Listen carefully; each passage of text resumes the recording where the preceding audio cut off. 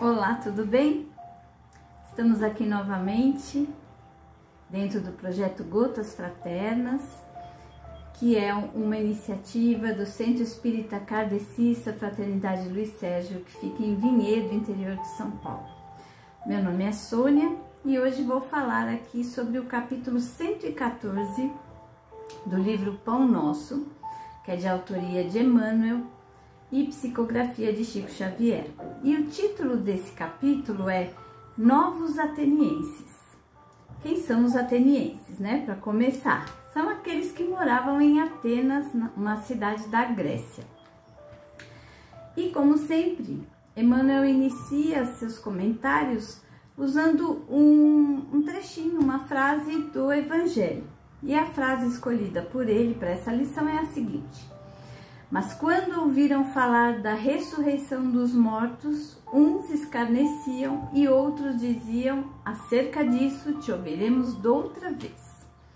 Essa passagem está em Atos, capítulo 17, versículo 32.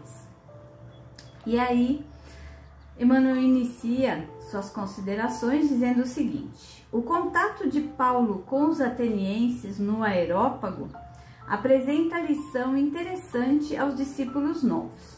Vamos lá, Areópago, né? Uma palavra bem diferente. Areópago é um tribunal de justiça ou conselho célebre pela honestidade e retidão no juízo, que funcionava a céu aberto em Atenas. Então era lá que Paulo estava quando se passou isso que vai ser dito aqui nessa lição. Então, Emmanuel continua. Enquanto o apóstolo comentava suas impressões da cidade célebre, aguçando talvez a vaidade dos circundantes, pelas referências aos santuários e pelo jogo sutil dos raciocínios, foi atentamente ouvido. É possível que a Assembleia o aclamasse com fervor, se sua palavra se detivesse no quadro filosófico das primeiras exposições. Atenas reverenciá-lo-ia então por sábio, apresentando-o ao mundo na moldura especial de seus nomes inesquecíveis. Bem, Paulo, ele sonhava em conhecer a cidade de Atenas na Grécia e levar o Evangelho de Jesus para essa cidade que era um conhecido polo de conhecimentos, né? É interessante, quem quiser saber mais sobre isso, né, essa passagem específica que é bem interessante, pode ler tudo isso no livro também Paulo e Estevão, um livro maravilhoso. Quem não leu ainda, indico muito. E essa parte lá de Atenas está na segunda parte do livro, no capítulo 6. Então, o objetivo de Paulo era fundar uma igreja lá em Atenas. E lá, o povo de lá era politeísta, ou seja, acreditava em vários deuses, né? E havia um dos deuses lá que era chamado de Deus desconhecido. Então, Paulo pensou, bom, se existe um Deus desconhecido, eu posso usar para atrair a atenção deles também esse Deus, dizer que eu vim falar sobre esse Deus, o Deus desconhecido, né? E ele foi por esse caminho justamente para buscar a atenção das pessoas. Mas, para poder chamar a atenção inicialmente, o que ele fez? Ele falou sobre filosofia, história de Atenas, ele conhecia bastante, né? Sobre essa história. E aí, nesse tempo, ele foi aplaudido muito, né? Muito querido mesmo. Mas as coisas foram mudando, né? E aí, Emmanuel continua a lição aqui. Paulo, todavia, refere-se à ressurreição dos mortos, deixando entrever a gloriosa continuação da vida, além das ninharias terrestres. Desde esse instante, os ouvintes sentiram-se menos bem e chegaram a escarnecer-lhe a palavra amorosa e sincera, deixando-o quase só. Quando ele começou a falar disso, o pessoal começou a ir embora. Então, se Paulo quisesse sucesso só para si mesmo, ele ia continuar falando do que ele estava falando, dos conhecimentos históricos. Afinal, ele era um doutor da lei, ele tinha sido um doutor da lei, tinha sido um homem muito estudioso, muito reconhecido nos seus conhecimentos, né? Mas o que ele queria lá era algo muito diferente disso. Paulo usa esses assuntos apenas para chamar a atenção do pessoal, mas o seu foco era o evangelho.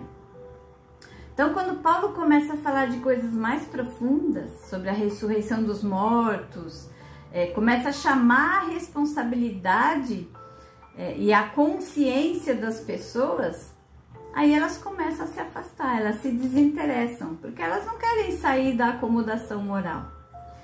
É muito mais prático e fácil esperar que a solução dos seus problemas venha de fora, né? Dos deuses que eles acreditavam.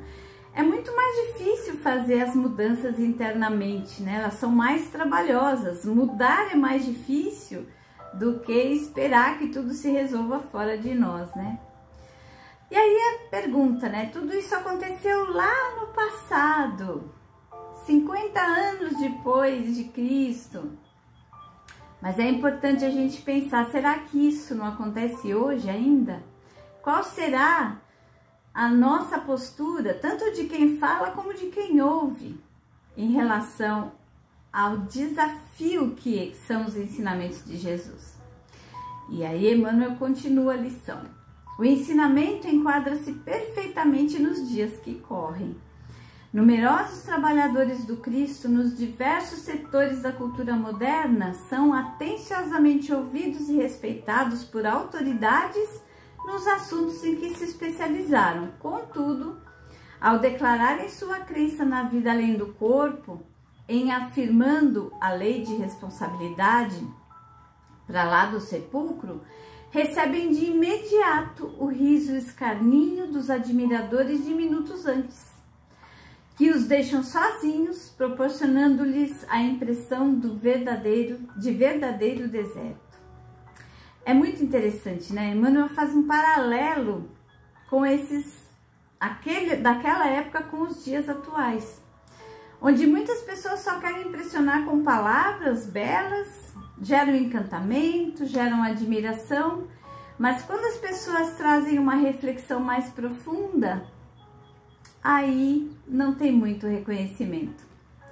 A mensagem de Cristo é bela, é maravilhosa, mas é muito profunda. Ela exige mudanças importantes dentro de nós, na nossa conduta, na nossa vida, nos nossos pensamentos. No início do Espiritismo, muitos cientistas reconhecidos naquela época, que se envolveram nos estudos da doutrina, passaram a ser ridicularizados. E a gente tem aqui alguns exemplos. Arthur Conan Doyle, que é o autor de Sherlock Holmes. Marie Curie, descobridora da radioatividade.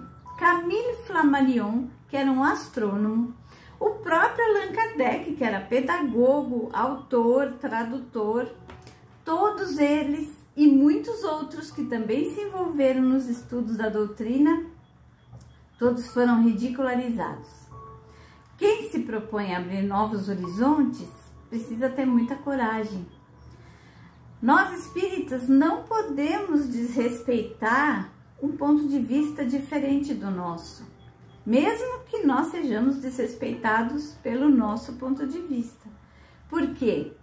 Qual é o nosso compromisso? É com o Evangelho e com a doutrina espírita, que nos mostram que o caminho certo é o respeito. O Espiritismo veio acabar com a ideia do sobrenatural também. Mostra que tudo tem uma explicação nas leis divinas. Aos poucos, as resistências vão diminuindo conforme o conhecimento vai se estendendo a mais pessoas. Agora, essa é uma questão importante. O cultivo da inteligência existe uma tendência muito grande de quem cultiva a inteligência cair na questão da vaidade, da presunção. E essa era uma característica dos atenienses. Por isso que o título dessa lição é Novos Atenienses, porque seria seríamos nós, né? Agora, é difícil a harmonia entre a humildade e a inteligência. Quando há muita inteligência e pouca humildade, há uma tendência a ter indiferença, soberba, vaidade. E o contrário também é complicado. Quando há muito sentimento e pouca ponderação, a gente pode cair no fanatismo, no radicalismo. Nossa busca deve ser sempre pelo equilíbrio em todas as áreas da vida, né? Então, que nós possamos querer sempre aprender, refletir, vivenciar os ensinamentos do Cristo e os aprendizados trazidos a nós através da doutrina espírita, que é o nosso consolador prometido, mas mantendo sempre a humildade e a certeza de que sempre temos muito mais a aprender. Por isso, temos que ser humildes. Muito obrigada pela atenção. E se você gostou, curta, comente o que você achou, o que você pensa a respeito disso. E compartilhe se achar que seria interessante mandar isso para mais pessoas. Desejo muita paz e luz a todos.